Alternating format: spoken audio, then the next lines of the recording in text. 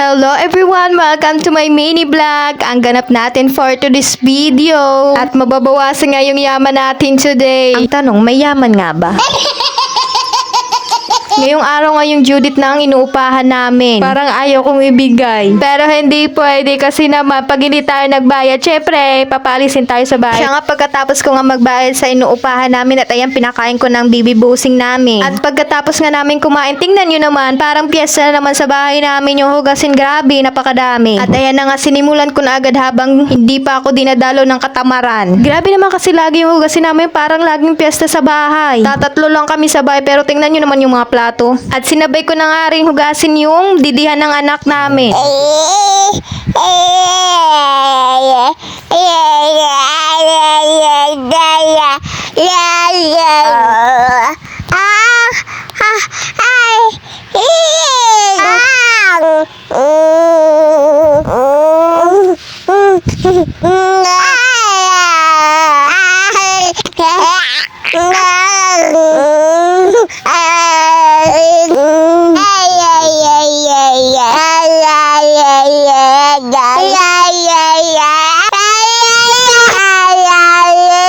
At yan nga, siya muna pina-voice over ko kasi naman napakaingay. O siya, balik na nga tayo sa video na ito. At yan, for the linis na naman ng iya girl na to. Walang katapusan na hugasin sa bahay. Grabe naman, oy. Pero dapat hindi tayo magreklamo.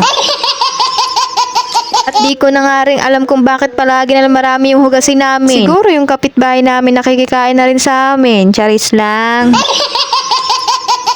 Baka makita itong video na to tapos i-PM ako.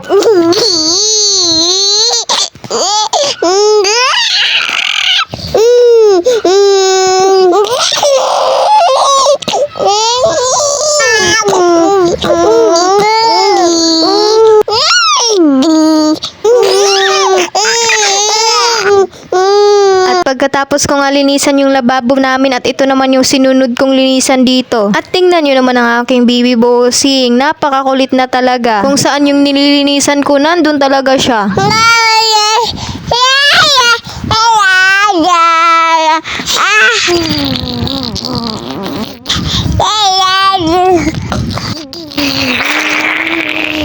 At ito naman nga yung routine namin paggabi. Lahat ng dedehan niya, pinaglalagyan ko talaga ng tubig. Kapag hihingi siya ng dede, lalagyan ko na lang ng milk. Naman si baby bossing namin, pag nanghingi talaga yan, gusto niya mabilisan lang. At pagkatapos ko nga ihanda yung dadalhin namin sa taas, at siya naman yung inasikaso ko. At yan, pinunasan ko lang siya at binihisan ko na ng pangtulog niya. At pagkatapos ko siyang asikasuhin, at kumain nga lang ako ng tinapay dyan. At di na nga ako nakabili ng Bear Brand Swak kasi tinamad na ako, kaya ayan, tubig na lang yung pinartner ko sa tinapay. O siya, yan lang po muna ngayong araw. Salamat sa panonood. Bukas po ulit. Salamat!